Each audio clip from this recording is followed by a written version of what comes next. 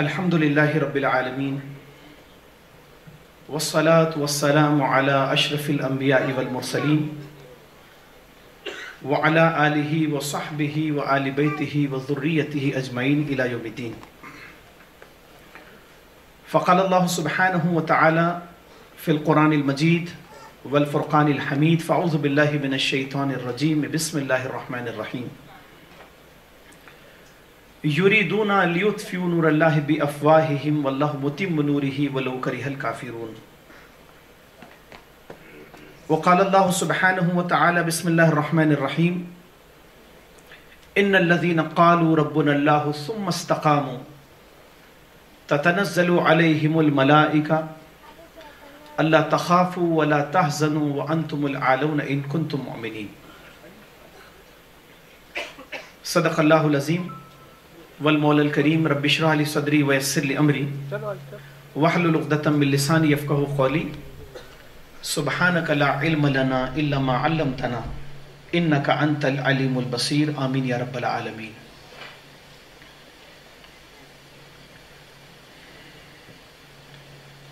ہر قسم کی تعریف اللہ وحدہ لا شریک کے لیے ہے، جس رب العالمین نے ہم تمام کو اس دنیا میں ایک عظیم الشان نسب العین عطا فرمایا، اور لاکھوں درود اور لاکھوں سلام کا مبارک تحفہ ہو ہم سب کے حبیب اللہ کے آخری نبی حضرت محمد کریم صلی اللہ علیہ وسلم کی ذات مبارک پر، جس حبیب نے ہم تمام کو اس دنیا میں انقلاب کو لانے کے نہ صرف زاویے بتائیں بلکہ عمل کا طریقہ بھی ہمارے سامنے پیش کیا ہے.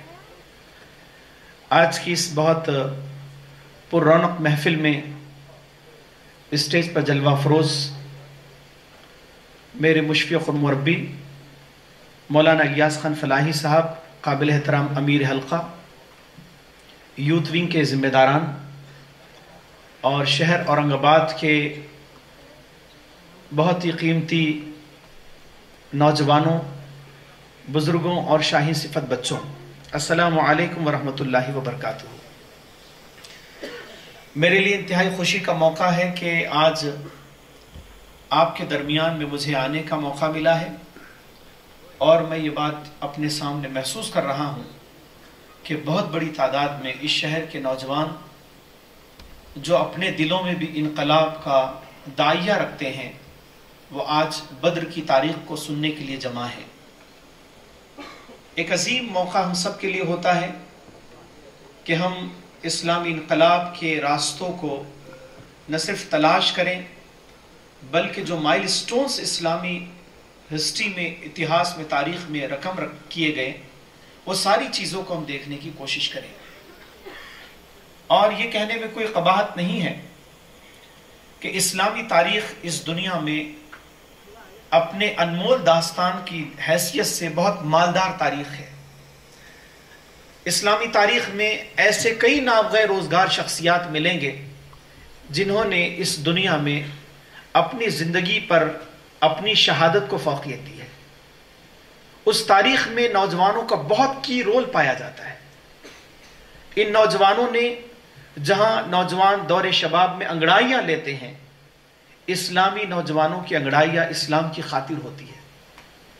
آج جہاں بدر کی تاریخ پر ہم بات کریں گے تو پوری تاریخ میں آپ اس بات کو نوٹ کریں گے انشاءاللہ کہ اس پوری داستان میں، اس پورے ریئلسٹک ایپیسوڈ میں مسلم نوجوانوں نے بڑا قیمتی رول پلے کیا ہے، اور اس دنیا میں ایک ایسی تاریخ رقم کی گئی جو شاید رہتی دنیا تک یاد کی جائیں گی.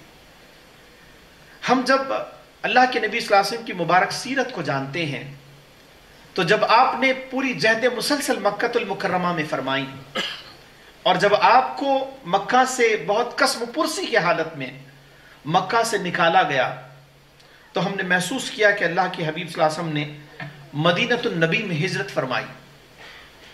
مدینہ میں ہجرت فرمانے کے بعد اللہ کے نبی صلی اللہ علیہ وسلم نے مدینہ میں اس لیے نہیں آپ تشریف فرما ہو گئے کہ وہاں پر آپ کو سیکیورٹی چاہیے تھا، بلکہ مدینہ میں اللہ کے نبی صلی اللہ علیہ وسلم اس لیے داخل ہوئے تاکہ جو اسلامک اسٹیٹ آپ دنیا میں بنانا چاہتے ہیں اس کا ایک کہنا چاہیے کہ ایک ماڈل، رول ماڈل کی حیثیت سے مدینہ کو پیش کیا گیا. دنیا نے دیکھا کہ جس اسلام کو لوگ گفتگو میں انجام دے رہے تھے وہ اسلام کو ایگزیکیوٹ کیا گیا تاریخ میں، اور اس کے لیے مدینہ کے جغرافیکل کانٹیننٹ کو استعمال کیا گیا۔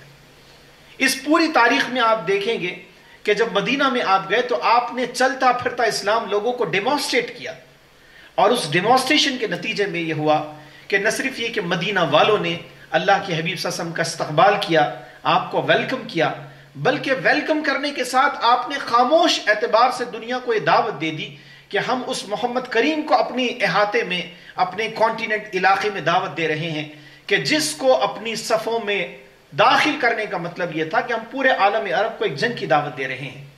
مگر مبارک ہو وہ نفوس قدسیہ پر جنہوں نے اس باوجود مخالفت کے مدینہ میں اللہ کے نبی صلی اللہ علیہ وسلم کو دعوت سخن دی۔ آپ تشریف لائیں، اور آپ کو ایک قائد کی حیثیت سے مدینہ کے واسیوں نے ایکسپٹ کیا، اور مدینہ میں ایک اسلامک ریاست قائم ہو چکی۔ ہجرت کے دوسرے سال میں جب اللہ کے حبیب صلی اللہ علیہ وسلم تشریف لائیں تو ہجرت کا دوسرا سال ہے، جس میں ایک بہت ہی ہسٹوریکل ایپیسوڈ رقم کیا جا رہا ہے، اور آپ جانتے ہیں کہ ہم اس پورے واقعے کو تھوڑا منیمائز کریں گے تاکہ اس کے کی پوائنٹس پر ہم ڈسکشن کریں جو اسپیشلی اسٹوڈنٹس اور یوتھس کے لیے سبق آموز بنے، اور یہاں سے لوٹنے کے بعد آپ بھی اپنے دلوں میں ایک عظیم داعیہ لے کر جائیں کہ انشاءاللہ تعالی ہم بھی ان بدری صحابہ کی سیرت کو اپنے کردار میں انشاءاللہ پیدا کرنے کی کوشش کریں گے۔ اگر یہ ہمارا ٹارگٹ ہے آج کی گفتگو کا، تو میں سمجھتا ہوں کہ یہاں سے لوٹنے سے پہلے یہ ہماری مجلس کامیاب ہو جائے گی۔ اللہ کے حبیب صلی اللہ علیہ وسلم کو معلوم ہوا 2 ہجری میں کہ ابو سفیان جو ابھی ایمان نہیں لائے ہیں وہ مکہ المکرمہ سے شام کی طرف جا رہے ہیں۔ وہاں سے کامیاب تجارت کے بعد آپ ساز و سامان سے بھرا ہوا پورا کے پورا اثاثہ لے کر اپنے مکہ کی طرف لوٹ رہے ہیں، اور مدینہ ایک ایسی اسٹیٹ تھی، وہاں پر ایک ایسا شہر تھا جو مکہ والوں کے لیے کراس کرنا پڑتا تھا۔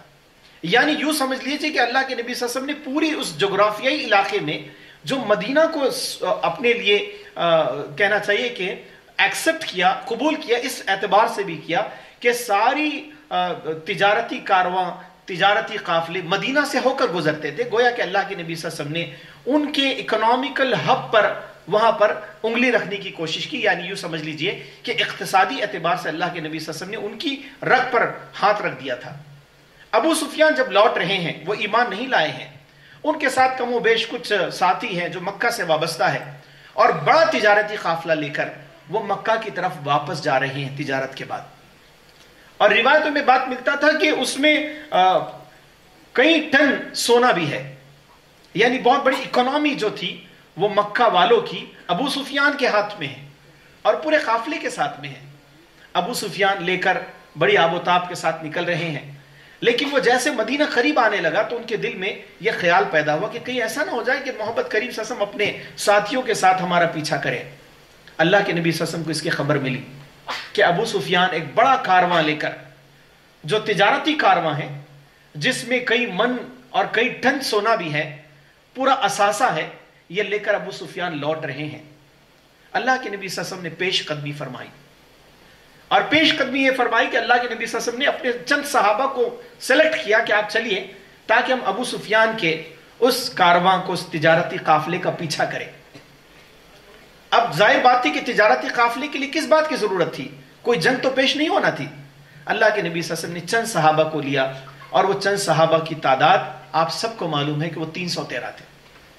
وہ 313 صحابہ رضی اللہ تعالیٰ عنہ وہ اس راستے پر چلے جا رہے ہیں جس راستے پر ابو سفیان کا قافلہ ہے۔ ابو سفیان کے دل میں بھی ایک کھٹکا تھا کہ کہیں مدینہ کے لوگ ہم پر حملہ نہ کریں۔ ابو سفیان بھی اس پوری فراغ میں تھا، اور ابو سفیان نے اپنے قافلے کو روک کر خود جاسوسی کرنا شروع کر دیا۔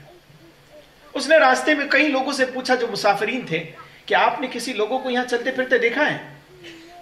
کچھ راستے میں چند لوگوں نے بتایا کہ یہاں پر 2 لوگوں کو ہم نے اونٹ سے پانی پیتے دیکھا ہے۔ اس نے کہا چلیے دیکھتے، معلوم پڑا کہ وہ 2 لوگ تو چلے گئے، لیکن ابو سفیان بڑے انٹیلیجنٹ شخصیت تھی۔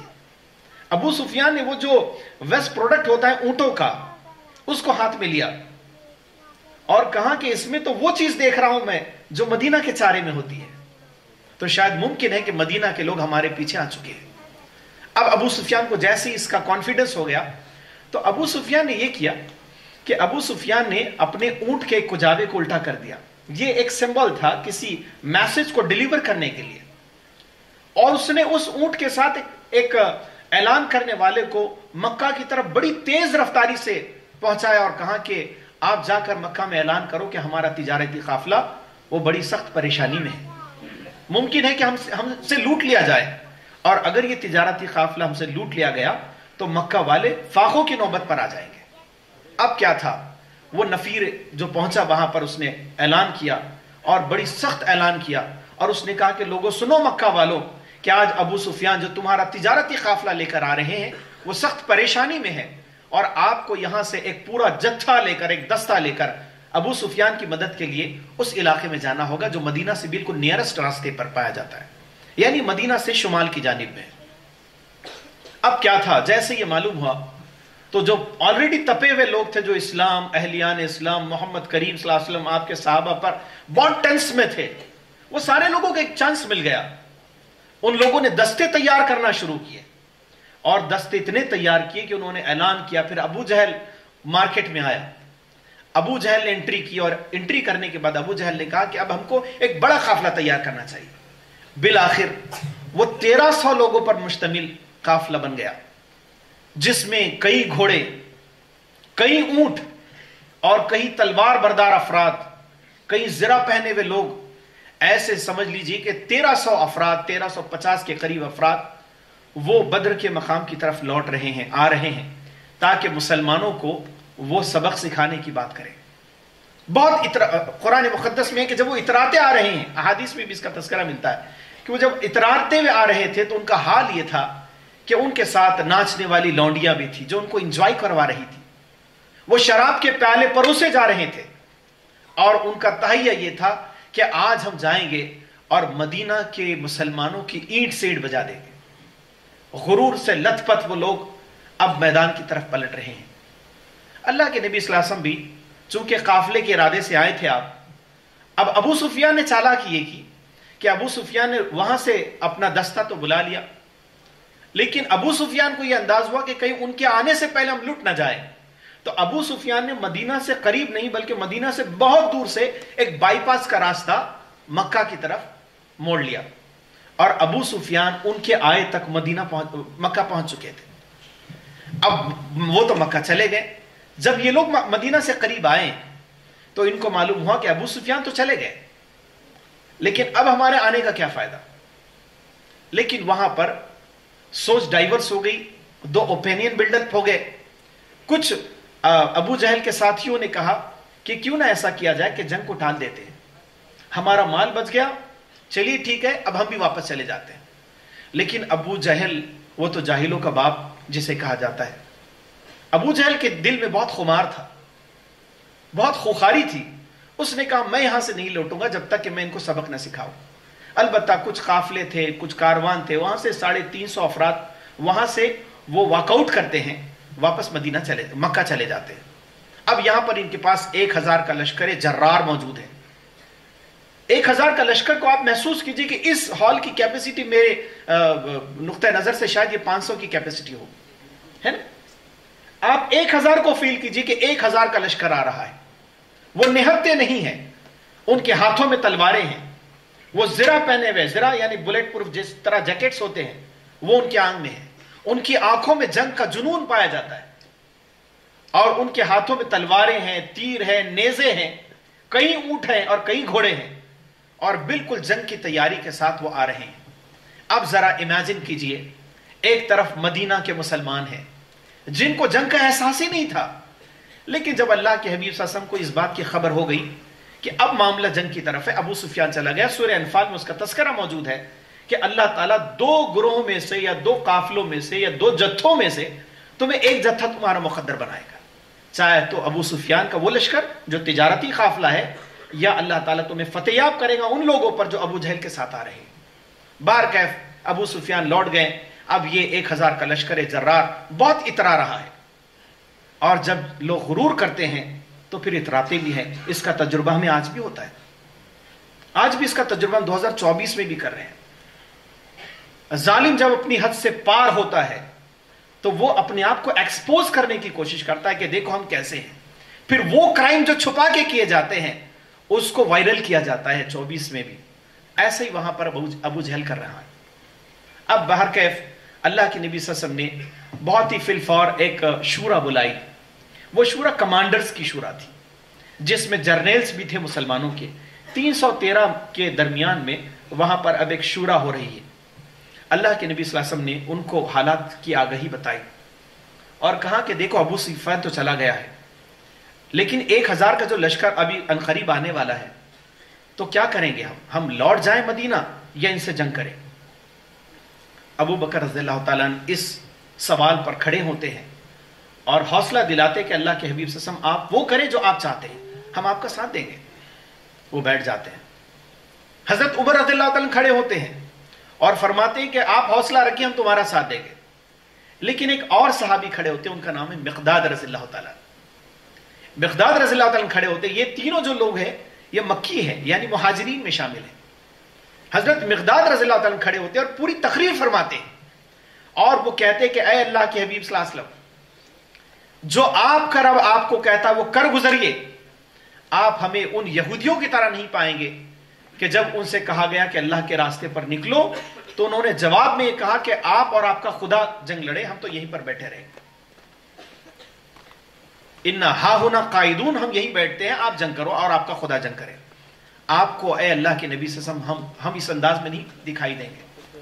بلکہ حضرت مقداد رضی اللہ عنہ کہنے لگے کہ اگر آپ سمندر کے پاس کھڑے ہو کر یہ کہیں کہ آپ اس میں چھلانگ لگا دیں تو انشاءاللہ ہم سمندر میں چھلانگ لگا دیں. بہت پرجوش تقریر فرمائی, بہت حوصلہ دلایا, اور حضرت مقداد رضی اللہ عنہ نے کہا اے اللہ کے نبی صلی اللہ علیہ وسلم آپ آگے بڑھیے, آپ کا رب آگے بڑھے گا اور انشاءاللہ ہماری پوری جمعیت آپ کا ساتھ دے گی, چاہے آپ سمندر میں ہمارے گھوڑے ڈالنے پر ہمیں مجبور کر دیں. اب جیسی حضرت مقداد رضی اللہ تعالیٰ نے یہ فرمایا تو حضرت ایک صحابی رسول ہے وہ سامنے بیٹھے ہیں, عبداللہ بن مسعود رضی اللہ تعالیٰ. وہ کہتے ہیں کہ میں مقداد کی بات بھی سن رہا ہوں, اللہ کے حبیب کا چہرہ بھی دیکھ رہا ہوں رضی اللہ تعالیٰ عنہ صلی اللہ علیہ وسلم. وہ کہتے ہیں جیسے حضرت مقداد کی زبان مبارک سے یہ الفاظ نکلے تو میں نے دیکھا کہ اللہ کے نبی صلی اللہ علیہ وسلم کا چہرہ مبارک کھل اٹھا, آپ مسکرانے لگے, ایک بہت سویٹ مسکراہٹ آپ کے چہرے پر آ گئی. اور وہ کہتے ہیں کہ میں زندگی بھر اس کا افسوس کرتا رہا کہ اے مقداد کاش یہ جملہ میں کہتا, لیکن یہ جملہ کہنے میں تم نے سبقت لے لی. اللہ کے نبی صلی اللہ علیہ وسلم نے یہ تینوں جملے سنے, آپ کی تقریر سنی, بہت حوصلہ ملا اور بہت کانفیڈنس کے ساتھ آپ مسکرانے لگے. آپ کے چہرے پر ایک حوصلے کے آثار دکھائی دی. مگر یہ تینوں افراد جن کے نام گنائے گئے یہ مہاجرین یعنی مکہ سے وابستہ تھے, لیکن ابھی تو یہاں معاملہ یہ تھا کہ اس میں مہاجرین کم انصار زیادہ تھے. اللہ کے نبی صلی اللہ علیہ وسلم نے پھر ایک بار اور فرمایا, ریپیٹیڈلی فرمایا, اچھا آپ لوگ مزید مشورہ کیا دیتے ہیں؟ جیسے ہی آپ نے فرمایا تو انصار کے کچھ صحابہ سمجھ گئے کہ اب یہ اللہ کے نبی صلی اللہ علیہ وسلم ہم سے پوچھنا چاہتے ہیں. کتنے ایکٹیو لسنر صحابہ تھے, دیکھیے آپ, جو اللہ کے نبی صلی اللہ علیہ وسلم کی نوک کے پلک بھی سمجھتے تھے کہ اللہ کے نبی صلی اللہ علیہ وسلم کی اگر آنکھیں جھک گئی تو اس کا بھی کوئی مقصد ہوگا, آپ نے ایک سوال کیا تو اس میں بھی کوئی راز ہوگا. انہوں نے کہا اللہ کے نبی صلی اللہ علیہ وسلم اب ہم سمجھ گئے آپ مہاجرین سے نہیں بلکہ انصار سے توقع کرتے کہ ہم کچھ کہیں. وہ کہتے کھڑے ہوتے ہیں اور وہ ریپرزینٹ کرتے پورے ایک قبیلے کو, اور وہ ریپرزینٹ کرنے کے بعد کہتے ہیں اللہ کے نبی صلی اللہ علیہ وسلم یہ انصاری بھی آپ کا ساتھ دیں گے. بہرکیف اوس اور خزرج نامی دو قبیلے موجود تھے, دونوں کے ریپرزینٹیٹیو وہاں پر کھڑے ہو گئے اور انہوں نے حوصلہ دلایا. اللہ کے نبی صلی اللہ علیہ وسلم نے پروسیڈ کیا آگے کی طرف, اور پروسیڈ کرنے کے بعد اللہ کے حبیب صلی اللہ علیہ وسلم نے کہا کہ اچھا اب ہم تیاری کریں گے. اللہ کے نبی صلی اللہ علیہ وسلم نے اس پورے قافلے کو وہاں ایک جگہ پر ٹھہرایا. ٹھہرانے کے بعد اللہ کے نبی صلی اللہ علیہ وسلم نے لوگوں کو حوصلہ بھی دلایا, اور یہ 313 کے دل میں بھی ایک عجیب سی کیفیت پیدا ہو رہی تھی. کچھ غم بھی تھا, کچھ عجیب سے کوسچنز بھی تھے, کچھ کنفیوژن بھی تھا. بہرکیف اللہ کے نبی صلی اللہ علیہ وسلم نے اب لوگوں کو سٹیبل کیا, اور حضرت علی رضی اللہ تعالیٰ عنہ کے ساتھ اور دو صحابہ لگائے اور کہا کہ آپ ایسا کریں کہ ذرا آس پاس کے پڑوس کا ذرا جائزہ لے کر آئیے کہ دشمن کے کیا حالات ہیں. یہ تینوں صحابی حضرت علی رضی اللہ تعالیٰ عنہ کے ساتھ گئے اور انہوں نے سکواٹنگ کی, اور جب اس حدود میں چلے گئے بدر سے تھوڑا آزو بازو, بدر کے مقام سے, تو وہاں پر ایک کنواں تھا, وہاں پر دو لوگ پانی بھر رہے تھے. وہ جا کر دونوں کو پکڑ لیتے, قیدی بنا لیتے, ان کو ارسٹ کرتے ہیں, وہ 2 لوگ جو تھے وہ مکہ کے اس 1000 لشکر کے وہ لوگ تھے جو ان 1000 کے لیے پانی کا انتظام کر رہے تھے، یعنی دشمن کی فوج کا۔ دونوں کو اریسٹ کیا جاتا ہے، ان کو رسول کریم صلی اللہ علیہ وسلم کی خدمت میں لایا جاتا ہے، اور اللہ کے نبی صلی اللہ علیہ وسلم اب ان سے سوال کرتے ہیں اور کہتے ہیں کہ بتائیے آپ کے ساتھ کون ہے؟ تو انہوں نے نام گنائے، اور انہوں نے نام گنانے کے بعد کہا کہ ہماری اس فوج میں ابو جہل بھی ہے، عتبہ بھی ہے، شیبہ بھی ہے، یہ بھی ہے، وہ بھی ہے، پورے کہنا چاہیے کہ آج کے لینگویج میں اگر یوتھس کے لینگویج کہا جائے تو یہ اسلامی اتہاس کے ولنس کے سارے نام لیے کہ پورے ولنس آج آ چکے ہیں۔ یہ سارے ولنس جب موجود ہے تو اللہ کے نبی صلی اللہ علیہ وسلم نے مشہور و معروف جملہ کہا، آپ نے فرمایا کہ اے صحابہ کرام، ایسے لگتا ہے جیسے مکہ کی زمین نے اپنے سارے جگر کے ٹکڑوں کو تمہارے قدموں میں لا کر ڈال دیا ہے، اب بہترین موقع ہے کہ ان کو واپس جانے کا موقع نہ دیا جائے۔ اللہ کے نبی صلی اللہ علیہ وسلم نے یہ جملہ کہا، پھر ریپیٹڈلی ایک سوال کیا کہ اچھا یہ بتائیے کہ تمہاری فوج میں کتنے لوگ ہیں؟ وہ کہنے لگا کہ میں تو صرف پانی بھرتا ہوں بھائی، مجھے نہیں معلوم کتنے لوگ ہیں۔ اب اللہ کے نبی صلی اللہ علیہ وسلم کتنے انٹیلیجنٹ تھے، آپ اس کا انداز کریں۔ آپ نے کیا فرمایا؟ اچھا اگر آپ کو نہیں معلوم تو یہ بتائیے کہ کھانا کھانے کے لیے کتنے اونٹ ذبح کرتے ہو؟ وہ شخص نے کہا کہ کھانا کھانے کے لیے ایک دن تو ہم 9 ذبح کیے تھے اور دوسرے دن ہم نے 10 اونٹ ذبح کیے تھے۔ اللہ کے نبی صلی اللہ علیہ وسلم فرماتے ہیں اچھا تو تمہاری تعداد 950 سے 1000 کے پاس ہوگی۔ غور کیجیے، آپ انٹیلیجنس ہی دیکھیے۔ اللہ کے نبی صلی اللہ علیہ وسلم صرف مسلح کے امام نہیں تھے بلکہ میدان جنگ کے بہترین غازی بھی تھے اور سالار بھی تھے، سپہ سالار بھی تھے۔ اللہ کے نبی صلی اللہ علیہ وسلم نے فرمایا کہ اچھا مجھے یقین ہے کہ اگر 9 اور 10 اونٹ ذبح کیے جاتے ہیں تو تمہاری تعداد 950 سے 1000 کے پاس ہوگی۔ بہرکیف اللہ کے نبی صلی اللہ علیہ وسلم پروسیڈ کرتے ہیں اور وہاں پر ٹھہرا لیا جاتا ہے۔ چند صحابہ کا مشورہ ہوتا ہے کہ اللہ کے نبی صلی اللہ علیہ وسلم آپ کے لیے ہم خیمہ بنا لیتے ہیں، خیمہ بنایا جاتا ہے، اور خیمے میں اللہ کے نبی صلی اللہ علیہ وسلم کو بالکل سیف اور سیکیورٹی کے ساتھ بٹھایا جاتا ہے۔ اللہ کے نبی صلی اللہ علیہ وسلم اب بہرکیف بہت سارے صحابہ بھی منتشر ہیں، ادھر ادھر پھر رہے ہیں۔ پھر یہ مشورہ ہوا کہ اچھا ایک کام کرتے ہیں کہ ہم یہاں پر جو چشمے ہیں، جو کنواں ہے، اس پر ہم قبضہ کر لیتے ہیں۔ اللہ کے نبی صلی اللہ علیہ وسلم جیسے ہی کنویں کے پاس گئے تو ایک صحابی رسول ہے، وہ بھی نوجوان ہے، وہ کہتے ہیں کہ اللہ کے نبی، اب دیکھ آدر سمان بھی بہت ہوتا ہے اللہ کے نبی صلی اللہ علیہ وسلم کا، جو رسپیکٹ ہے، جو آنر ہے، وہ اتنا زیادہ ہے۔ ایک صحابی ذرا ہچکچاتے لہجے میں کہتے ہیں اللہ کے نبی صلی اللہ علیہ وسلم آپ فرماتے کہ اس کنویں کے پاس ہم ٹھہرے، تو ذرا یہ بتائیے کہ کنویں کے پاس ٹھہرنے کا اللہ نے آپ کو حکم دیا یا آپ کا یہ انڈیویجول اوپینین ہے؟ اللہ کے نبی صلی اللہ علیہ وسلم فرمایا اس کا حکم اللہ نے نہیں فرمایا، لیکن یہ ہماری ایک جنگ کی، وار کی، یہ پوری اس پروسیس کا ہمارا اسٹریٹجی ہے۔ یہ انہوں نے کہا کہ میرا خیال یہ ہے کہ آپ کنویں کے بائیں جانب ٹھہرے تاکہ جب لوگ دشمن کنویں پر پانی پینے کے لیے آئے تو ہم ان پر حملہ کر سکیں۔ اللہ کے نبی صلی اللہ علیہ وسلم کو رائے پسند آئی، اور قیادت وہ ہوتی ہے جو لوگوں کے اوپینینز کو ایکسپٹ کرتی ہے۔ اللہ کے نبی صلی اللہ علیہ وسلم نے اس صحابی رسول نوجوان صحابی کا اوپینین ایکسپٹ کیا، ان کی رائے کو قبول کیا، اور بہرکیف آپ نے اپنا وہاں خیمہ لگا کر وہاں پر لوگوں کو ٹھہرا دیا۔ ٹھہرانے کے بعد یہ ہوا کہ اللہ کے نبی صلی اللہ علیہ وسلم اب لوگوں کو کانفیڈنس دینا چاہتے تھے۔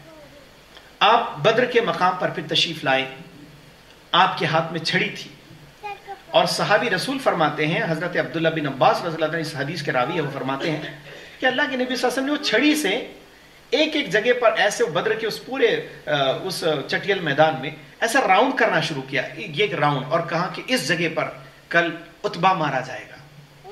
ایک جگہ پر راؤنڈ کیا، کہا یہاں ابو جہل مرے گا۔ ایک جگہ راؤنڈ کیا، یہاں شیبہ مرے گا۔ ایک جگہ کہا یہ فلاں مرے گا۔ ایسے آپ نے راؤنڈ کر کر لوگوں کو بتائے۔ وہ صحابی رسول کہتے کہ دوسرے دن جب جنگ کا پاسا پلٹا اور ہم نے جب دشمنان اسلام کی لاشوں کو دیکھا تو ذرہ برابر 1 انچ بھی ان کی لاش وہاں سے ہلی نہیں تھی جس جگہ پر آپ اللہ کے نبی صلی اللہ علیہ وسلم نے نشان زد فرمایا تھا۔ اب بہرکیف لوگوں کو کانفیڈنس ہو گیا صحابہ کرام رضی اللہ تعالیٰ عنہ کو، لیکن جو ہچکچائی کی کیفیت پائی جاتی تھی اللہ کے نبی صلی اللہ علیہ وسلم پر، اللہ تعالیٰ نے پھر وہ آپ پڑھیے سورہ انفال، یہ پورے پروسیس کو نوجوانوں کے لیے ہوم ورک ہو ہم سب لوگوں کا کہ ہم یہاں سے لوٹ کر سورہ انفال پڑھیں۔ اس میں بہت تفصیل وستار کے ساتھ اس پورے ایپیسوڈ کا نقشہ کھینچا گیا ہے۔ اب پڑھیے، بہت مزہ آئے گا آپ لوگوں کو انشاءاللہ تعالیٰ۔ بہرکیف اللہ کے نبی صلی اللہ علیہ وسلم نے وہ سارے راؤنڈز کیے، سارے دشمنان اسلامی اتہاس کے سارے ویلنز کی قتل گاہیں بتائی، اور جب لوٹے تو ابھی کچھ شش و پنج میں تھے کہ اچانک بارش آ گئی۔ اب بارش آئی تو بارش بھی ایسے آئی کہ اللہ تعالیٰ سورہ انفال میں فرماتے ہیں کہ وہ بارش اللہ کی طرف سے رحمت تھی۔ جس زمین پر آپ پائے جاتے تھے وہ زمین ریتیلی زمین تھی. جیسی پانی کی بوندیں گری تو صحابہ نے چشمے بنا لیے, راؤنڈ کیا, چشمے بنائے. وہ پانی ان کے پینے کے لیے بھی کام آیا, غسل کے لیے کام آیا, ضروریات کے لیے کام آیا, اور زمین ہموار ہو گئی. یہ اللہ تعالیٰ کی اسٹریٹجی ہے. مکروا مکر اللہ واللہ خیر الماکرین. وہ کچھ تدبیر کر رہے ہیں, اللہ اپنی تدبیر فرما رہا ہے, اور اللہ سے بہترین تدبیر پلاننگ کون کر سکتا ہے؟ آپ کی اسٹریٹجی سے بہتر کون اسٹریٹجی بنا سکتا ہے؟ بہرکیف وہ پانی دشمن پر بھی گرا, مگر دشمن کی جو زمین تھی اس میں پورا کیچڑ ہو گیا, ان کے پیر دھسنے لگے, اور یہ بہرکیف وہ پانی کی بوندوں سے مسلم پوری فوج جو تھی وہ بڑی سکون کی نیند سونے لگے. لیکن جو قائد ہوتا ہے وہ لوگوں سے بہت آگے ہوتا ہے. اللہ کے نبی صلی اللہ علیہ وسلم قائد ہے, ہم سب کے قائد ہیں. سارے لوگ جب سو رہے تھے اللہ کے نبی صلی اللہ علیہ وسلم جاگ رہے. بہرکیف یہ ہوا کہ اللہ کے نبی صلی اللہ علیہ وسلم نے پھر دعائیں مانگی. عبداللہ بن مسعود راوی رضی اللہ تعالیٰ فرماتے ہیں کہ میں نے اپنی زندگی میں اتنی آوازاری سے کس کو دعا مانگتے نہیں دیکھا جو میں نے بدر کی رات اپنے حبیب کو مانگتے ہوئے دیکھا تھا. آپ یہ مانگ رہے تھے کہ اللہ رب العالمین اگر یہ 313 جو بہت محنت سے میں نے سمیٹ کر لا لیا, اگر یہ آج تباہ اور برباد ہو جائے تو پھر قیامت تک تیرا نام لینے والا کوئی نہیں ہوگا. اب انداز کیجئے کہ اللہ کے نبی صلی اللہ علیہ وسلم کو اس جمعیت پر, اپنی اس ٹیم پر کتنا اعتبار تھا کہ آپ نے فرمایا قیامت تک اگر اللہ کا نام لیا جائے گا ان کے مرہون منت لیا جائے گا.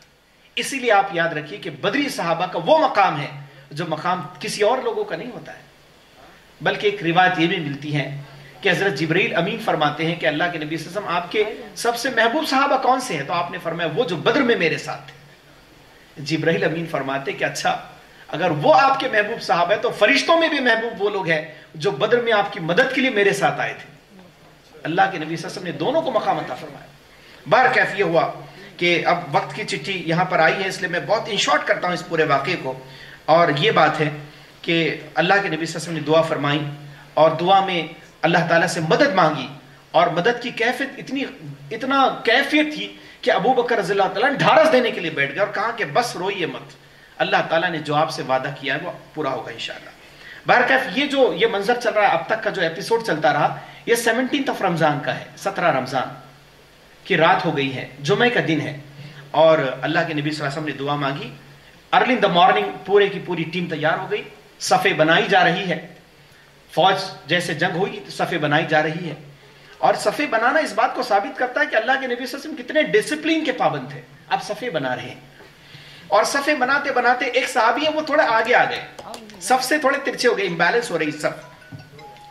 اللہ کے نبی صلی اللہ علیہ وسلم نے اس سواد نام ہے, اس صحابی رسول کا نام ہے حضرت سواد رضی اللہ تعالیٰ.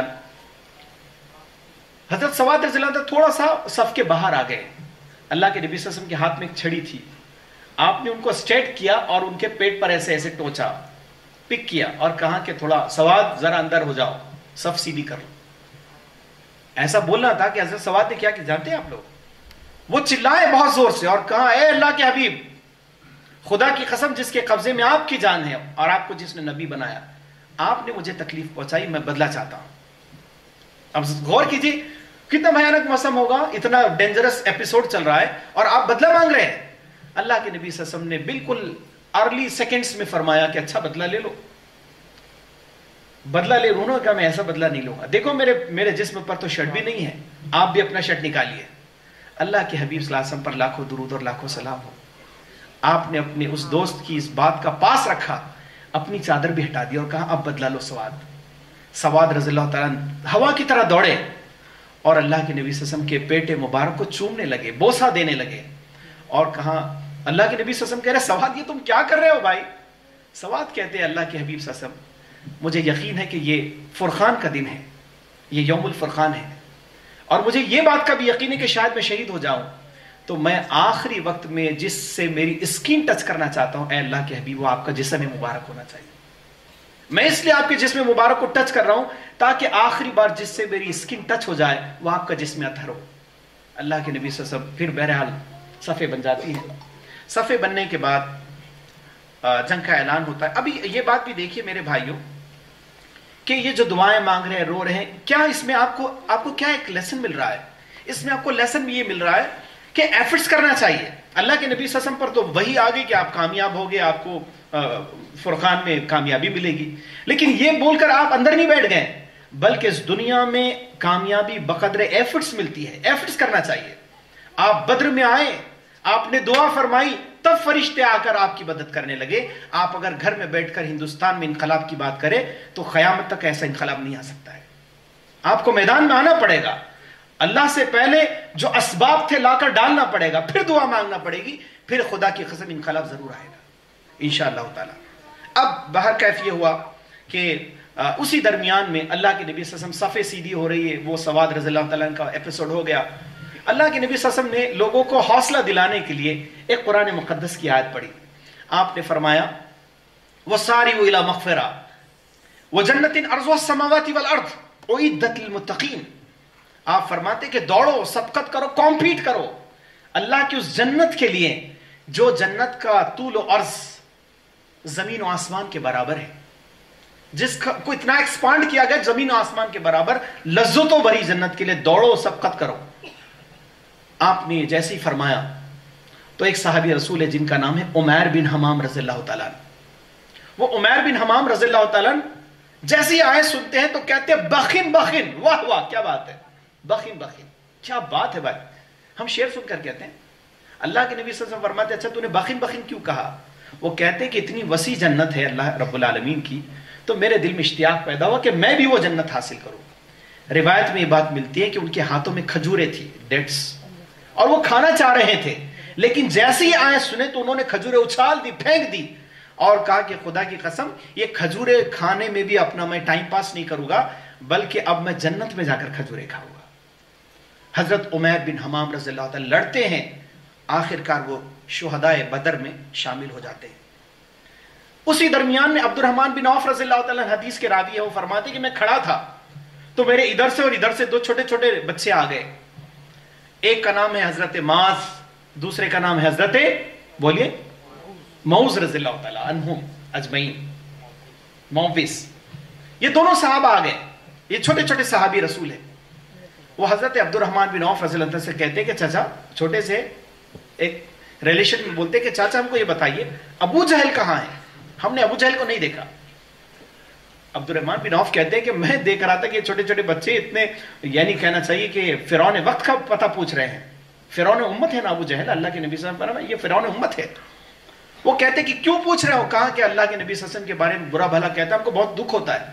کس کو دکھ ہوتا ہے؟ چھوٹے چھوٹے بچوں کو دکھ ہوتا ہے۔ آج امت کو دکھ نہیں ہوتا بھائی، یہ چھوٹے چھوٹے بچوں کو دکھ ہوتا ہے کہ یہ میرے حبیب کو بولتے ہیں، ہم کو اچھا نہیں لگتا، ہم اس سے مقابلہ کریں گے۔ یہ سوچ ہی رہتے کہ کیا بتانا، کیسے بتانا۔ اتنے میں ابو جہل بہت ہی اسٹائل کے ساتھ جیسے ریمپ پر چلتے ویسے تلوار لہراتے ہوئے وہ باہر صفوں سے نکل گیا دشمن کی فوج میں۔ عبد الرحمن بن عوف کہتے کہ اچھا وہ ابو جہل ہے۔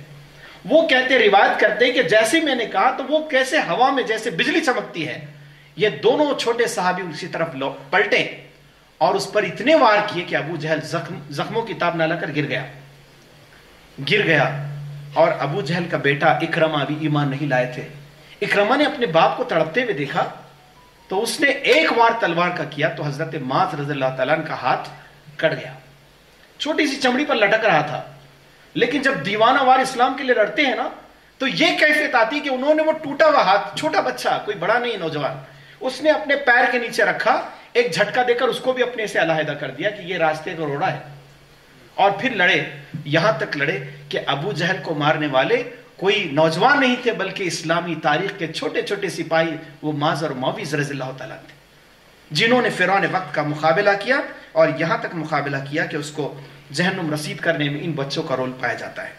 میرے بھائیوں، پھر باہر کا اس کو شارٹ کیا جائے گا تو ابو جہل کے پورا کے پورا وہ ایپیسوڈ میں بہت سارے واقعات ہیں، لیکن میں اس کو یہاں پر اسکپ کرتا ہوں۔ آخر بات یہ ہے کہ جنگ ختم ہوتی ہے، بلکہ جنگ کیسی ختم ہوتی ہے؟ جب دیکھ رہے ہیں وہ سب کفار اور مشرکین کی فوج کہ ابو جہل مر رہا ہے، عتبہ مر رہا ہے، شیبہ مر رہا ہے، بڑے بڑے ولن جا رہے ہیں، تو ان کو لگ گیا کہ اب تو یہاں پر ذرا گڑبڑ ہو رہی ہے، پھر انہوں نے بھاگنا شروع کیا۔ جب بھاگے تو آپ جانتے ہیں کہ 70 جہنم رسید کیے گئے، یعنی 70 دشمنان اسلام مارے گئے۔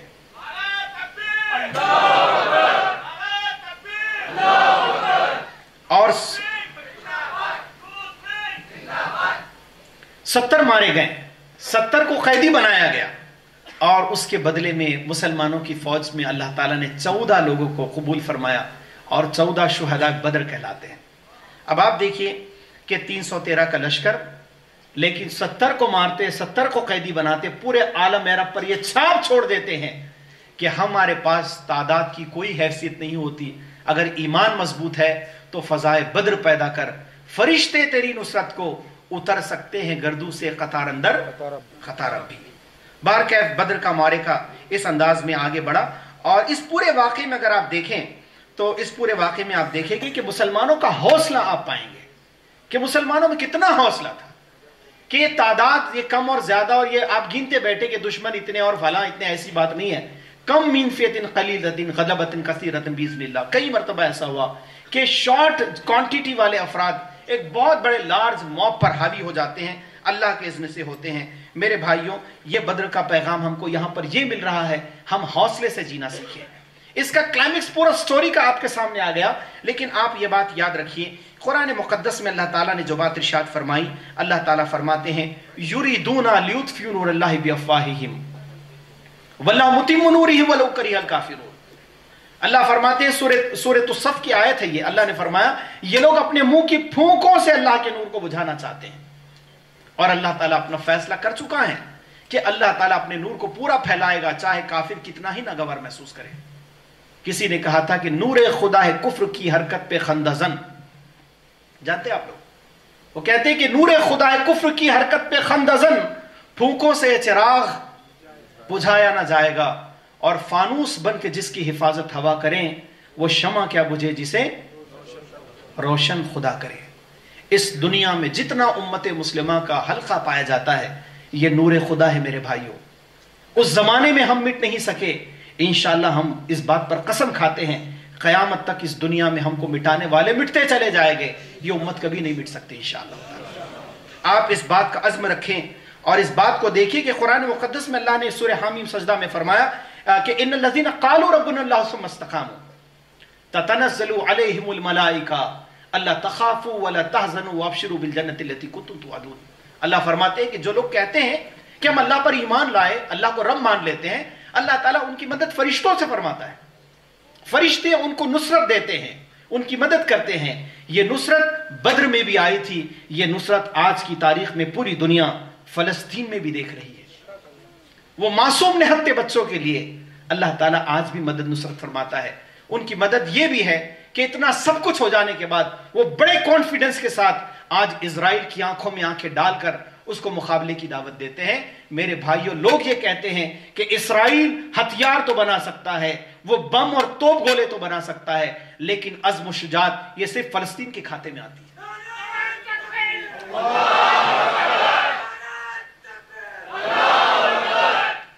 میرے عزیز بھائیوں، آج بس اس کی میری آخری گفتگو کا حاصل یہ ہے، اگر اس پورے چیز کو اگر اس کا کرکس دیکھے، کرکس اس کا سمری دیکھے تو کیا ہے؟ آج اس پوری بدر کی سٹوری میں کیوں ہم آپ کو سنا رہے ہیں؟ کیوں آپ کا ٹائم تو کھوٹی نہیں ہو رہا ہے اس میں؟ کیوں سنایا جا رہا ہے آپ کو؟ اس لیے میرے بھائیوں، 2024 میں بدر کو اپلائی کیجئے اور سوچئے، کیا ایسا تو نہیں ہو رہا ہے کہ ہم بھی ڈپریشن میں جا رہے ہیں، میڈیا سے ڈپریشن میں جا رہے ہیں؟ آج آپ یہ بات کو یاد رکھیے کہ ہر زمانے میں فرعون ہوتا ہے، کبھی فرعون وقت ابو جہل تھا، آج کا فرعون کوئی اور ہو سکتا ہے، اللہ ہی بہتر جانتا ہے، میں نام بھی نہیں لیتا ہوں، لیکن ہر فرعون کا مقابلہ امت نے کیا ہے۔ انشاءاللہ تعالیٰ اس ملک میں بھی فرعون کا مقابلہ کرتے رہیں گے۔ اللہ تعالیٰ سے ہم دعا کرتے کہ رب العالمین ان بدری صحابہ کا ایمان ہمیں عطا فرما۔ اللہ رب العالمین یہ امت کے نوجوانوں کو وہ حوصلہ عطا فرما جو بدر میں تو نے نہتے مسلمانوں کو عطا فرمایا تھا۔ پیلسٹائن میں اللہ رب العالمین جو مجاہدین ہیں ان کو اللہ رب العالمین جس طرح بدر میں مدد فرمائی، اللہ تعالیٰ ایسی ہی تو مدد اس دنیا کے ہر خطے کے مسلمانوں کو عطا فرما۔ آمین۔ وآخر دعوانا الحمدللہ رب العالمین۔ السلام علیکم۔